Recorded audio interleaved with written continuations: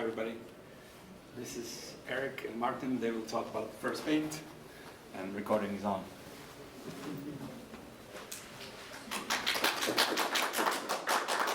Hi, I'm Martin. This is Eric. We're both developers with the University of Waterloo. We've been working together. We just talked about it. Our first project together would have been 2018, working on what we call the news site now, but it was our stories website. We were going from our Drupal 7 up to Drupal 8, so that was a big jump for us and trying to figure out. I think it was our first time really pushing with entities and getting code out as a front-end guy. He's the guy who understood what I needed the most, and we've been working together for a long time since then. This presentation, I do want to say thank you to the sponsors who brought us here today before we start. But this presentation basically came from right around the pandemic. My son would often ask, what did you do today? My son's on the spectrum. He's an interesting dude. You got to explain things differently sometimes. You got to work with him sometimes, and sometimes he surprises you with like the answer before he even asks. Like he's there. So a lot of the times I'd answer like I'm dreaming, because I've always wanted this Volkswagen bus, and the irony of this is that I actually purchased one in the last couple of years, and I do own one now, but this was the dream back then. The idea that, like, what did you do today, it didn't ever really click to him when I'd say, well, I wrote code. And he'd say, well, what does that actually mean, you wrote code, Dad? Like, what did you do? And I'm like, well, okay, I can give you an answer like, I present information on the internet, and I maximize performance, and I minimize the weight, and I could tell like he's glossing over, and he's just like, what do you mean, Dad? Like, what actually are you doing with this code? And I'm like, well, this code that I write, how about I do this? I'll explain first what kind of code I write before I go back to my son. Like, I actually did almost 20 years now, solely front-end work, CSS work, HTML work, JavaScript. And I've been one of those guys that have worked in that realm since my very first job. I haven't had to like jump out of it, and I've been tasked with lots of different things in that world. I did almost 10 years, it says 8, but I did 9+ with this company out of Cambridge, where we did real estate websites, and I call the agent and I design the site, and then we deploy the site that we draw, and it was a long process. It was the designer who actually coded. Then I got to the university, and I was tasked with doing things like a responsive website. We did a decoupled Drupal magazine, then we recoupled the magazine, and then we did a rebrand in 2020. All of the custom reports from the university would go through my department. I work for the marketing and communication wing of university relations. So a lot of the reports that wanted to get fancy would get designed by the design department and then handed over to me, and then I would do all that front-end work. And then basically, up till 2023, we're still WCMS 2, we called it. Now we're WCMS 3, so we were basically relaunching the homepage, so I had a whole bunch of stuff to work on, and at the same time, Eric is working in the back end. 2022, I started working for a company in Seattle remotely. Again, not necessarily from the pandemic, but I'll explain a little later through some of the connections at university.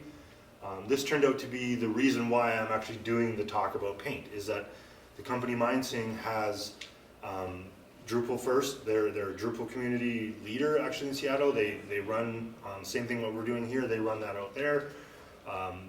Drupal client, so he's got a big client, and the big client wanted to improve its core web vital score. So like, you know, in marketing, if you get a score of 100 on anything, everyone's happy in that environment. So in code, how do you do that and explain to someone that their 100 actually means something? So the company in Seattle is the reason why I'm here. So getting back to what did I do today, I try to explain to my kid that this is what I do.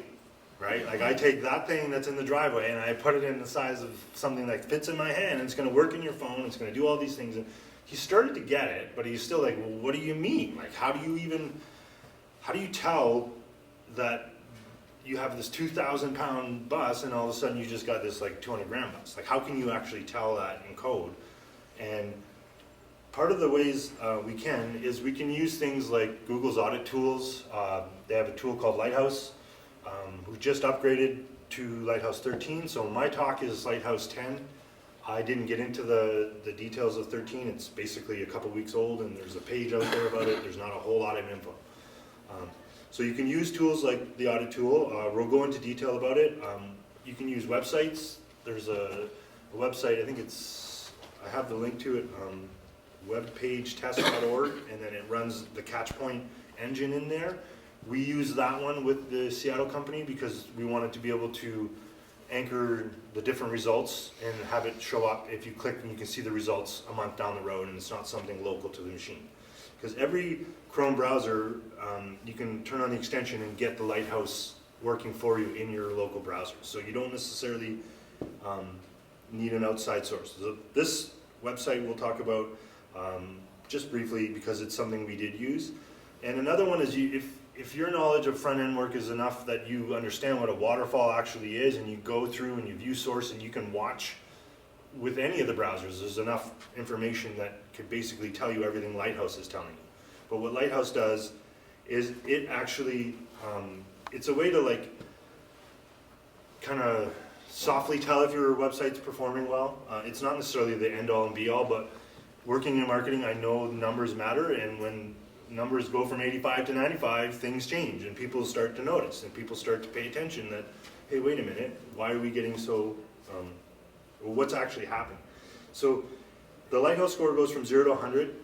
It looks at like 5 major categories. One of them is what we're going to look at is performance, but it does accessibility, it does best practice, like are you doing the right things on your page, it looks at SEO, and it looks at if your phone, if your code is actually running like a mobile app as well. So there's a different kind of score you get once you're actually using code that would let your code run offline and run more like an app. So what we're going to look at is the performance side. So as I mentioned earlier, maximizing performance, minimizing the weight. Ways we can tell is the first contentful paint, speed index, largest contentful paint, and commutative layout shift, and then total blocking time. Those basically, the first contentful paint is basically the first element in the DOM that comes basically rendered to the user. And then the speed index is going to actually measure all of the different pieces and tell you how fast from 0 to whatever the seconds it took to get all that information. Largest contentful paint is usually your main content, things that sit in sometimes the main div, sometimes like basically the main content of your website.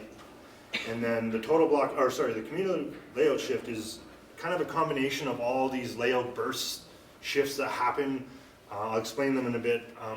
Sometimes it's session work. You could have 3 sessions going on that are affecting a search input, and that could shift its position. It could shift what's actually happening, and you get penalized for that.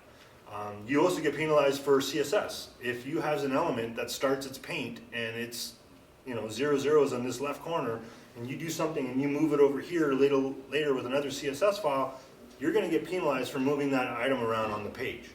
And surprisingly, CSS is really, really, really expensive in that way, because that's where I did a lot of my work on the commutative layout shift to get our numbers to a place where we weren't getting affected by them. We were actually like showing numbers that are in the top 1%. Like it shouldn't be, but at the same time, as long as your stuff is in the right place and you're not moving them around, your score should be really low on that.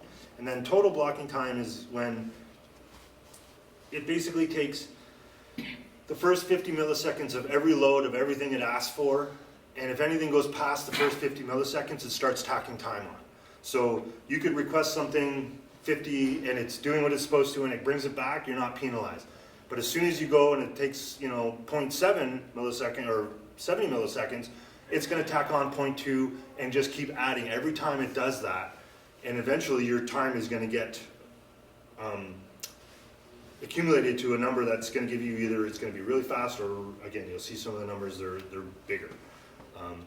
And that blocking time is the user wants to interact with the page, but the page is still loading and you're scrolling and you can't click, and all that stuff happens to the user, they don't know that all these things are happening in the background, but the user realizes that they can't interact with the actual website until that stops. So that's a key one as well. One of the big differences that this talk I'd done originally was Lighthouse 8 was just ending and 10 was coming in. And they took some of the tags and deprecated them. They've done the same in Lighthouse 13. But what I've noticed is they've added a whole slew of tags with the underscore insight as a suffix. They're pushing this really big Google portal development portal environment right now, all about insights and all about performance. So I don't know if you guys have seen that in the last couple of weeks, but they've rolled out quite a bit. But what this is actually showing you is the scores you get are divvied based on different weight. Like if the community layout shift is looking at, what is it, 25% here? That's I mean, you're starting at 75 if you're already moving stuff around a session. So, you know, that was a big heavy one for us. When I say us, I'll explain who that is, because all of this is important at the university because we use it, but what ended up happening is the company in Seattle it was right at the end of the pandemic, poked and said, you know, we're looking for someone to do some front-end work. And it had really, you know, no interest in looking around for work or being outside of the university, but it came from an internal source. And that internal source we'll talk about in a second. Lighthouse, as I was mentioning earlier, the scores are going to be sent to you in 3 different colors. There's going to be the orange, the red, and the green. And as it explains, green, you're doing good. Orange, you're basically at the cusp of being great. And red, you got some work to do. And earlier I mentioned Catchpoint. This website has the engine inside of it that lets you do these links that you'll see in future slides. So MindSing is the company in Seattle that made First Paint a priority to me, because they had a client who, I want to say, top 5 insurance brokerage in the US. Like, it's a major player in the world. There's got to be 25 websites around the world, and we deal with the American one. So that American company wanted to basically stop driving their Pinto and get into a Ferrari, and they wanted like the most modern front end, but didn't know how to get there, kind of thing. So you'll see, if anybody worked or been around the university, Nathan Vexler is the reason I'm actually connected, because he reached out to me. Turns out Zach is another member of our team that worked with us. He works with MindSing as well. And then since then, I brought Eric on to be another developer, because I had a proof of concept. I knew what I could do, but I couldn't build the whole thing. So Eric come in as my kind of architect after our proof of concept went through. So one of the things this insurance company really wanted to do is keep their designs. They didn't want to change any look. So as a front-end guy, you're challenged with a couple of things. You either got to make it so pixel perfect that the tops don't see the shift or any, so that's what I ended up having to do. But I also had to do it with a whole new front-end technology for me. So we'll get into that in a bit. But one of the things that blew our minds is once we started to look at the tests from the A/B, like the previous and after of these websites, we were getting numbers that really shocked us. Like I was running a website at almost 3 megs before. Like that's what the first Hiscox website was loading. And then we went in and did what we did, and we were starting to get numbers where, like, it wasn't just a 20% increase. It wasn't just 50% increase. Like, we were actually getting, like, as you see, page weight, 88% improvement. And you'd say, how do you do that kind of stuff? Well, we'll talk a bit about it. Total blocking time was a big one as well. Like, that's 72% improvement we did on that one. Largest contentful paint, that one was a big one as well, because we were running video in the past, and it was going into the total blocking time, but also shifting that top part and then doing its first paint of being a video. So it had 3 places that was being taxed. Once we figured that out, I was able to get those numbers to improve. The other big one was on any mobile device. When you go from 3 megs to 300K, you're really thinking about that user. I mean, at 300K, that's everything. That's all the JavaScript, that's every interaction piece, that's all of the site that we're giving out. you know, thousands of web pages, and I'm still running 300K to run that entire frame. So that was one of the bigger like aha moments, was like, wait a minute, you can take a website and actually, like, when I say turn it into a Ferrari, you're getting numbers in the 80s, which now jump up into the 90s because we're no longer having any of our kind of 5 insights holding us back. So the customer was super pleased. Like, they were like, what did you guys do? Actually, don't tell us, because it's too technical. It was like one of those, like, do you want to come in this meeting? I remember he asking, do you want to come in and talk to the actual client? And I was like, no, like, I got nothing to say to them, because they just want to see their site perfect and not move, but see the numbers. We went from 140 requests to 15. I mean, that seems absurd, but part of this whole thing was no dependencies. Everything that is written in script has to be written vanilla. I don't want any JavaScript libraries of any sort. We just want it to be plain vanilla, as clean as we can get it. And I thought, holy crap, I'm going to take on a Drupal website with what? jQuery. And no jQuery. Okay, so I was like, I'm in. It was I remember it was Christmas time, and I was like, okay, I got all these folders with all these JS files, and I'm going to go through them. And I wasn't using AI in my flow at the time, and I was just kind of like, I pulled some of the books out, and I really dug in and taught myself another level of JavaScript that was just, it was more fluent. So I was able to get a lot of the stuff out. Like, I mean, so much weight out.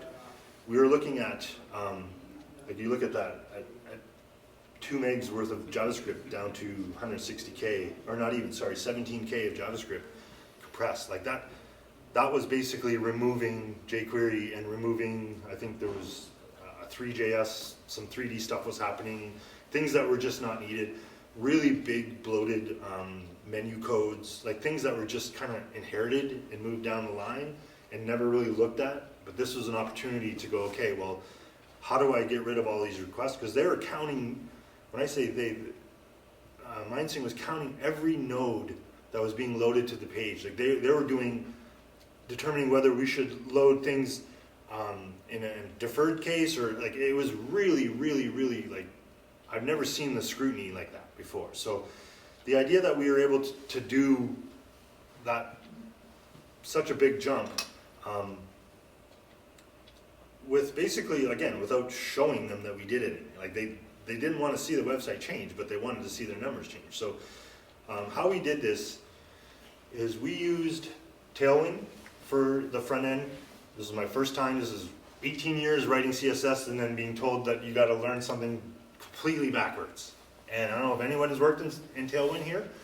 It's interesting, to say the least, because it's a utility-driven CSS. So if you're good at CSS, Tailwind's a breeze. It's super easy to know, because everything you've ever taught yourself, it's kind of backwards.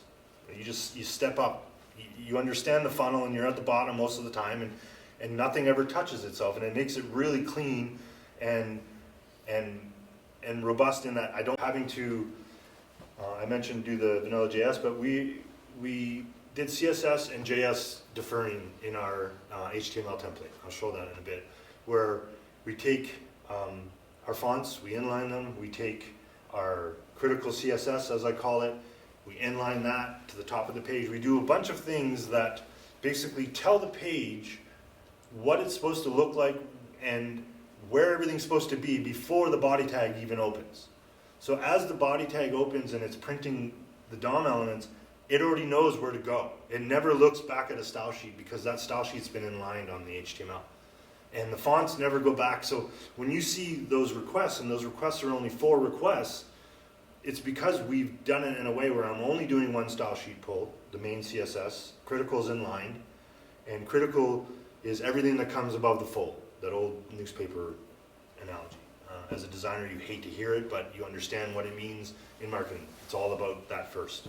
So we needed a way to separate those two things so that I didn't get contentful paint, or cumulative layout shift penalties, sorry. If my style sheet comes down, tells it to do something, another style sheet comes down, tells it, as you can see, Drupal does that with all those modules, you're going to get penalized, even if it's just moving at a pixel every time. And even if it changes things through transform and a couple other things in CSS, you don't get penalized if you know enough how to move stuff around without moving the actual element. But anything else, that element moves a pixel, it's gone, and you get penalized. So one of the big pieces that we ended up doing with, I want to get through this Tailwind part. I don't know if does anyone use Tailwind at all? Has you guys ever jumped in that world? This is what a Tailwind file looks like. A lot of classes get set. It's a typical twig file you'd find in any Drupal project, but you can see the classes are all basically descriptive and utilitarian. Like everything has its piece. So that the item itself, if it's told to turn red, it's not a cascade thing. It's told to turn red at that second, and that's it. It doesn't wait for all A tags that are going to be blue. Like it doesn't work that way. It's a utility class you set and it goes through. So when we were trying to figure this out, I had to take the one config file, which has all of the theme information, and I had to figure out a way to say, no, I want that theme to apply to multiple config files so I can have multiple style sheets. And what we ended up discovering is in Tailwind, you can put a prefix to your array to say, okay, anything with the prefix CRT, let's say, is going to be compiled into the critical style sheet because I have a critical CSS file that goes and pulls that config. I also have a main style sheet that runs all the rest of the utilities. So that means when you have a twig file, anytime in my twig, I could put CRT in front of it, and when Tailwind does the merge, it goes through and says, okay, I've got a folder and I've got everything inside that folder, find anything in my classes, I'm going to merge that. Okay, anything with the CRT prefix, send that to critical. And then everything else send to main. So then I can say everything above the page is going to get basically pre-positioned and know exactly what it's supposed to look like before it gets there because I've got this critical CSS file that I'm inlining. That took a bit of time to figure out, well, how am I going to do this? Because the idea was, hey, they can just use Layout Builder, put the stuff on a page, and they've got a beautiful page. But I couldn't figure out what was above the fold doing that. I had no way in Twig to say, I just want those files to be compiled for this information and these ones for the rest. And once we discovered the prefix, I was able to split them. And I can show a bit of the code. I'm not sure how technical we're going to go.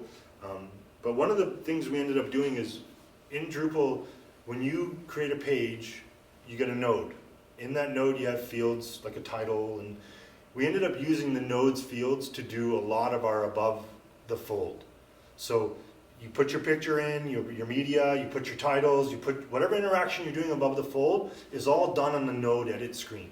And then that sits above Layout Builder. And then we have Layout Builder that the user interacts with below. So they're kind of setting up their page on the node field.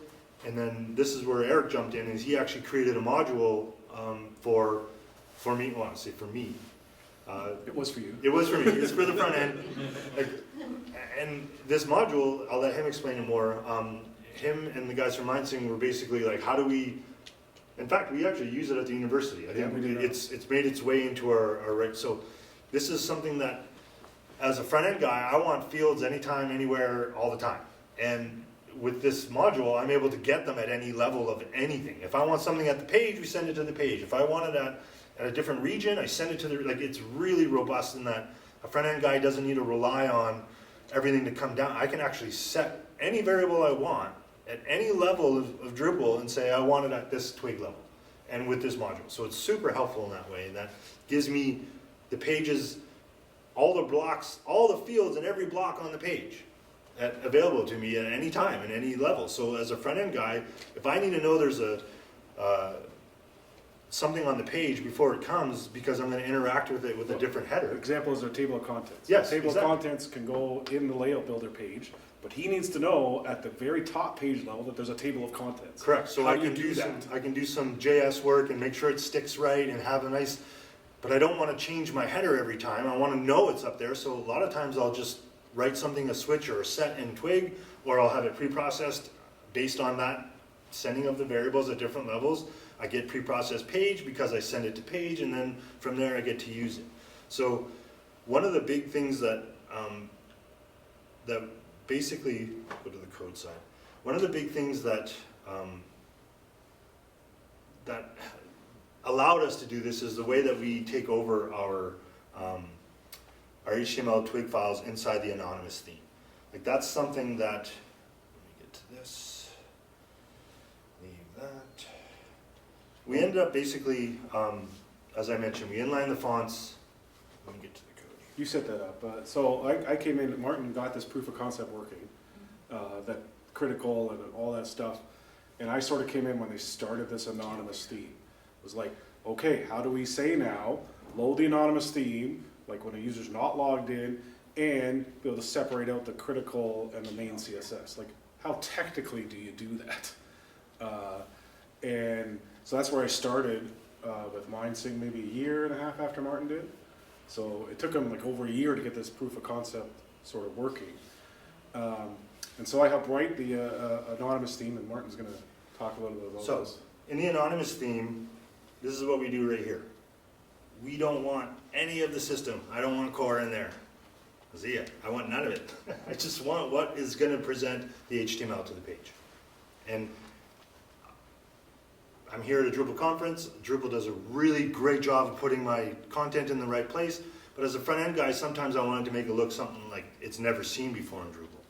And I don't want to wrestle with anything it provides me sometimes on the front end. I just want to get to the meat of it. So this was like, how do we do that? And Brian came up with, hey, let's use an anonymous theme. Let's cut everything out and make it as simple as possible. So we basically extend our base HTML, which I'm sure a lot of you guys have seen. You've got a head placeholder, you've got a title, you've seen this kind of stuff. You've got blocks that you put in certain areas. So what we do is we extend it, and I basically say, I want to put this critical CSS in line, as you see here, the CSS head. Go grab it, go get the fonts. I want to inline those as well. And then on the front end footer, we've got two setups. We've got a remove of the CWV flash, the folk, or however you want to call it. We got one that we use that when we're logged in, and then that brings the style sheet, the main style sheet above everything, so that we don't have that one flash. What else do we got? We actually bring in, how we bring in the JS, we're bringing it in, do you remember how we do that with the? So it's all deferred till after the page paints. So I don't remember where that is in the code. Well, this is right here, Yeah, right there. where we're doing that piece. Instead of doing the bottom placeholder and get everything come through, we're actually doing two different sets with the tokens that we're sending it. So that in itself took care of the framework of basically saying, okay, this is the fastest way I can get all this information to the page before body says, give me some HTML and start making it look like something. And this is basically how we got those numbers, because otherwise we would still be doing those requests. We'd still be waiting for some of that content to come back. And obviously going to the page and not to a server to get all this information is the fastest way possible. So we have one style sheet request, 2, maybe 3 JavaScript requests depending on the page. We do actually use jQuery at a couple spots. When we pull it in. We pull it in through a library. Through the libraries on a specific search block only. Just with some legacy stuff that we had to deal with. So, but for the most part, it is just what the page needs to basically perform, and that's it. And I'm not worried about SEO. I'm not worried about all the other stuff that like they've got a full content team. They got marketer. I'm not worried about that. I just had to give them this race car, basically, and in the same shape and colors and everything as what they previously had. And we're talking like 3 different designers. I get Figma, and they're looking pixel every time. Did this move? Did that? So it's under a lot of scrutiny, and we were able to pull it off. And I mean, it's impressive in that the size difference to me is the biggest piece. And he talked to the vice president of Hiscox US, and they actually said their return on investment, because of the speed, what did he say it was? I can't remember what he said it was. It's shocking enough that the president of the company is involved in these conversations. Like, it goes up real fast when they're like, wait a minute, what did you, and for them to start getting into the technical side of the things was just like, okay, okay, we did good, you know, and here we are still, it's 3 years we've been working with these guys and it hasn't stopped, you know, like, I think this is our slowest month ever. Yes. And it was just like, all the content had to be put up and caught up to us. Is that we were constantly developing these pieces, and the content team is just slowly learning how to use the system we built. But yeah, it's not because of there's not more to do with this project, there's just, this part of it was hard. And then what ended up happening was, like I said, Eric ended up coming on board and taking his knowledge and really shaping the architecture of how we built all these pieces. So basically when I came on, proof of concept was in there, they built quasi-anonymous theme, right? Sort of working, sort of not what they wanted, but it was close. But we had 3 themes. We had the, what we call the legacy theme, which was all the old pages, Right. and that still needed to run, because basically we're gonna convert these old pages were run by paragraphs layout. I don't know if you ever used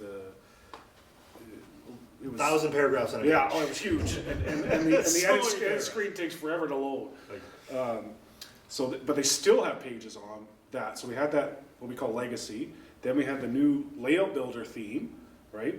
And then we had this anonymous theme, right? And how do we get now, when it's a page load, which theme takes over, right? And we didn't want each one to be apparent, because what's that gonna hurt? It's gonna hurt our score, yeah. right? So we have to decide, okay, what's gonna load and how is it gonna load?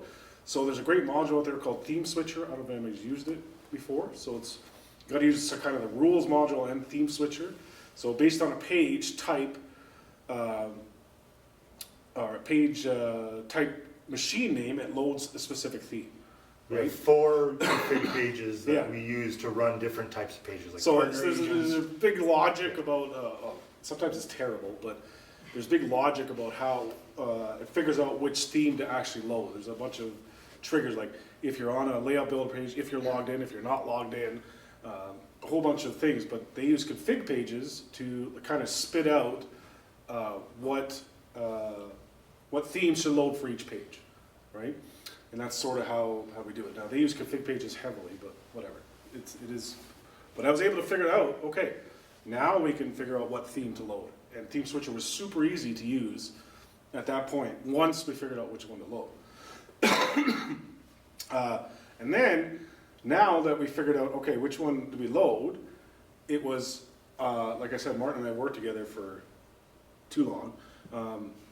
And I know what Martin wants, and I know how he wants the information. So if you've ever used Layout Builder or even just straight nodes, you know, do you want to be digging through arrays as a front end guy to get out the fields values that you want, right? And that's kind of the thing. We can't just spit out or render a node, and then Martin goes through and kind of picks out the CSS. We didn't want that. Right? As you said, we wanted to take out a lot of the Drupalisms, right? So if you look at the Hiscox website, there's very little Drupalisms, and it's hard to tell it's a Drupal site, but it is. And so I created this module called Node Field Values, and it's based kind of on the Devel module, but it's a little bit different. And what you're able to do is programmatically on a node, or any sort of entity, actually, is you can then say, okay, give me all the values for all the fields, and it works. I don't think I've ran into one that hasn't worked. It works with paragraphs, taxonomy, and node for sure. Those are the ones I've worked with, and it just works. And it'll give you all the values in an array, which is a lot better than passing along an object, right? And where we do it here is now that it's cached too. So I do this once, and I can pass it around wherever I want, right? And it's totally cached. So when we build, let's say, a block, right, we kind of take the template of that block, right, and we say, we pre-process it, I get the values, and then I'm able just to send those down usually there's an array with all the field names, and Martin never has to worry about a thing. All the fields are right there that he needs. And most of them are, as I mentioned, that node edit screen where we take all the fields about what is going to be above the fold. So this came as a result of how do we get those fields to you easily that are not Drupal, or that are not layout builder fields. Like we need something that is going to be different. So that's sort of how this got built, was that, hey, I need to be able to give Martin these 6 or 8 or 12 fields, depending on what is being built and what the top page is. So that's sort of how this came about, was my need. And then we expanded it to blocks and everything, right? So, that was the big thing, was he needed all the top of the fields, top of the page stuff, right, very, very quickly. And that's where this came in handy, is that we didn't have to pass around a lot of stuff. And like I said, I know what Martin exactly needs, and you could just say, the variables at whatever, and there it is on the screen, or there it is on the template. And so he just knows, he could just write it and put in the CSS. Now, what I had trouble with, and Martin had to teach me with, is Tailwind. So I like to pre-process a lot of stuff. And I would be like, oh, okay, so I'll pre-process this. I put all the classes in, and then this was a kind of gotcha. Is then I would just send it to the screen. Okay, print me all the classes.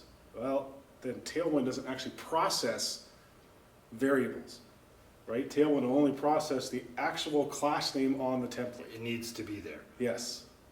It has to be on the twig file for it to read and say, I'm going to merge these into my stack that we're going to use as our theme reference. And so one of the big things was, at the beginning, when you expect that classes array and you got all the views class, everything, that means nothing in Tailwind.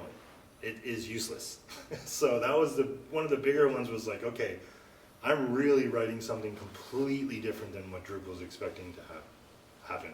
And that took my brain a while to kind of get around, because I'm used to doing it all pre-processed and just And sending it I get along. this classes at UW and they're ready, and I just do the style sheets, and I'm not in the actual twig as Right. much. So here I'm in the twig all the time because I'm writing CSS per line of HTML. Whether it's efficient, it proves itself when it comes to the weight, period. There is no, you cannot deny that the website went from 2.5 megs to 270K. Like that part of it is real. So that's where, yes, it works. And even the load times on a lot of these things, because we're doing this and it's all cached in the back end, right? The way they were writing it before was a lot of doing it on the template, like finding all the fields on the template, all right? And that slows down processing time. This, because the only time it really gets done is when you do a cache rebuild, was super fast, right? So as I got this open, you can see we have a theme that has 3-4 different style sheets. The admin doesn't get loaded unless you're in any of those themes. The critical, I call my critical JS file, and that critical JS file, all it's doing is say, go grab the main theme config, but I actually want to prefix it with CRT. And that's what allows me to use those critical prefixes. As you can see, this is the array I want. This is the main one in Tailwind that tells itself basically, okay, if you're doing line height, it's this, and actually is that. This took a while to get used to because it's not intuitive enough that I didn't know that some of this stuff was how they were going to name it. Like we added a lot to this array. In Tailwind, there's actually a really neat thing called safe list, that if I know stuff's coming down, if he's going to pre-render or pre-process stuff, I could actually put some of those classes in here and say, okay, I need you to merge these because it's coming down the pipe. So that's what most of this stuff is JS-driven stuff, or actually, no, the JS gets read. We tell it to read the JS files and the twig files within our 2023 template. And a lot of that safe list was views. Coming down with stuff that I needed to have ready that wasn't on the page when the merge of Tailwind is like, okay, I'm going to smash everything together. Oh, wait a minute, it's not there. So this safe list gives us the ability to kind of like pre-tell the theme that, or pre-tell Tailwind that we're going to use these. And then, in fact, you can see inside of this, you can write regular CSS with Tailwind. Add apply. This is Tailwind 3.4, so it's not using all of the variables like 4.0 or 4.1, wherever it's at right now. Uses CSS variables in a different way when it comes to the actual usage. So this is using 3.4. I haven't done any strides to get this to the next level yet. There's been no ask for it. I mean, it's running the way it should. But you can basically run any CSS inside of the CSS file using the add apply and sending those same classes that you would use on the twig file. You can see we use Vite as our compiler. That's something that we've just brought into our environment. Anyone who's debating whether to use it, it is hands down the fastest I've ever used in my career. Super fast. It's, again, every time you get one, it's like faster than the other. Well, this one actually, I recommend. It is quite impressive. So the last thing I'll say is, there was a debate about how to do this whole pre-processing, how to make it work, and at first, Brian, the owner, was like, I don't know, you know, you're kind of taking over the Drupal. We call it semi-decoupled, right? Because you're really hijacking a lot of the Drupal theme. But now it gets to Martin the quickest way possible, right? Is I know what fields to put in, and then once I kind of streamlined it, and you know everything looks the same. It's all usually now just a bunch of switch statements that says, okay, if it's this type, this type. And so now we have other developers who have no idea about what we did here, actually writing code that Martin could spit out. I'll put it this way: I'm not anywhere near the strength of a developer on the back end as Eric is. He's computer science, all of that. I can do work that I wasn't doing 2 years ago without him now, every day. So I can go in and I write another function. I go and get the piece that I need. I send the variables where I need them to go, and I don't need them. And until the next big thing where I'm like, how do we do this? So it's built it enough that I'm able to get another level of development out the door without having to go to another developer, which has been great because it allows us to have two separate streams of development essentially. A lot of the times I'll be working on stuff and Eric will have stuff lined up that, hey, you've got some back-end work ready, you've got these variables are here. We work that way. We trade off, we work on the same branches often, we work, like it's something that we have a workflow that works really well. And they trusted us to do this, and it paid off because, like I said, the president, as you mentioned, of the company is invested in going, well, how or what did you guys do? And is this something that we want to look at on our other so much so that he took the next 2 months' budget, took it away from us, and said, I want you guys to transform all these other old pages to the new ones. So the development budget went to content. So the content team is so busy right now because we just spent 2 years building this thing that now they can build these beautiful layout pages and all these things that the designer built that I just matched her designs, and now they're just pieces that they can drag into their layout builder. All the while adhering to this first paint principle of like the best, fastest, and least amount of code to the page as possible. So, okay, we want to leave there's a few minutes left. If anybody has any questions, we'd be happy to take them. Yeah. I noticed you do inline fonts. Can you explain that a little bit more? Okay, so where are the fonts? That was not me. I want to say they're N64 based, and I've got to think of where to put them. This is Brian's doing, but I got to see where, you know where we put them? This was, yeah, not me. What fonts? That's not the one. That's a good question. There we go. So these three fonts right here. I don't think you could open them. These are the three fonts that Brian has in, if you want to call them, I believe they're base 64 on that file. Like I think he did something where it's not a true WAF in that regard. So I'll have to ask him, to be totally honest, what he did for that. In the actual fonts and fonts file, so where did he put that? I don't know where he put it. It's a good question. Yeah, it was Brian who built, the owner, who's a really good developer too. But they did all that work before I joined on. So And I think he did a lot of the font stuff. No, now that I think about it, I was the one who introduced the base 64, and we were doing tests to see if actually having them inline as data versus running them the way he's run them as an import in his one. That's what I figured out. When it gets served, is it a data URL then inside the CSS file? And like, does Tailwind build them that way? No. Tailwind creates a distribution file of .css like any other one would do, any other compiler would do. So that doesn't happen with the Tailwind. It's, let's see, I guess I can just go to that, right? Hiscox.com. Yep. I never go to the actual website. Yeah. I'm always using the developer. I never go to their website. Let's see. Take a quick look at the fonts.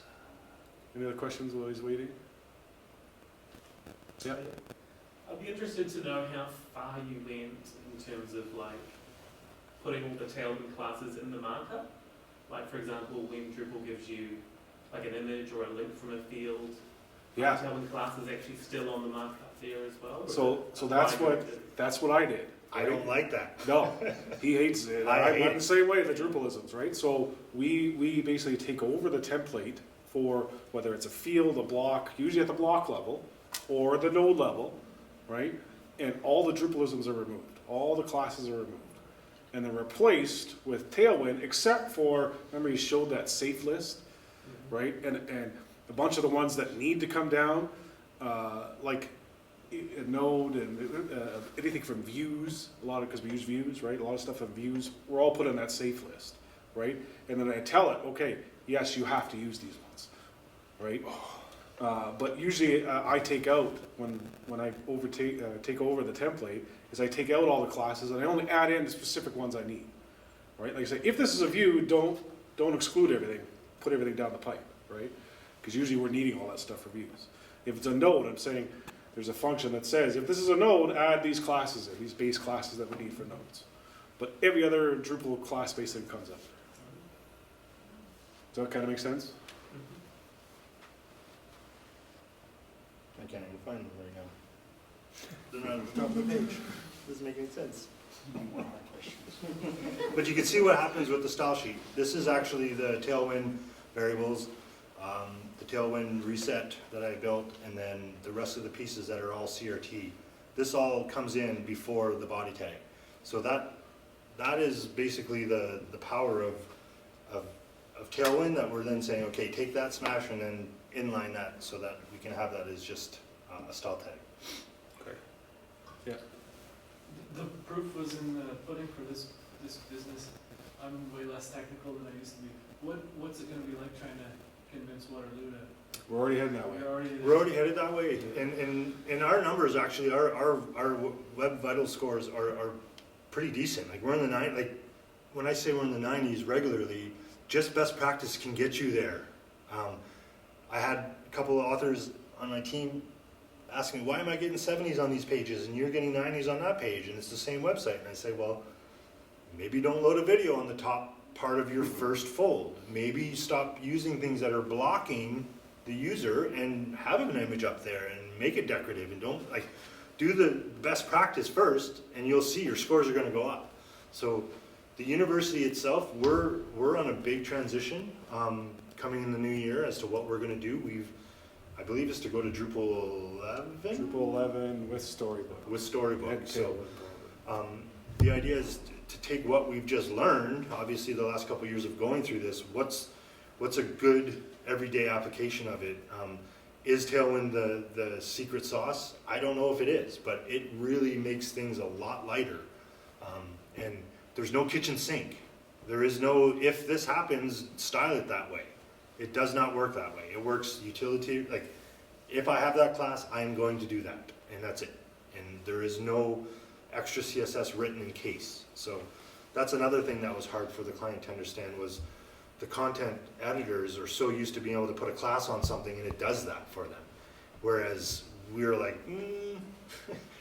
it doesn't really work that way unless you want to know what PX-5 means, you know, like, and eventually they're starting to pick up on it. They're like, oh, padding left, right, padding top, bottom, and they're getting into it, but at the same time, it's not the same authoring as they're used to. So we're getting a bit of pushback in that, like, hey, can this authoring be better? So I know Which we're running is- out of time. yeah. The last thing is, as I took that known field values, and the way we were doing before at the university, was I was digging through arrays to get things, you know, load the entity, blah, blah, blah, blah, load the field.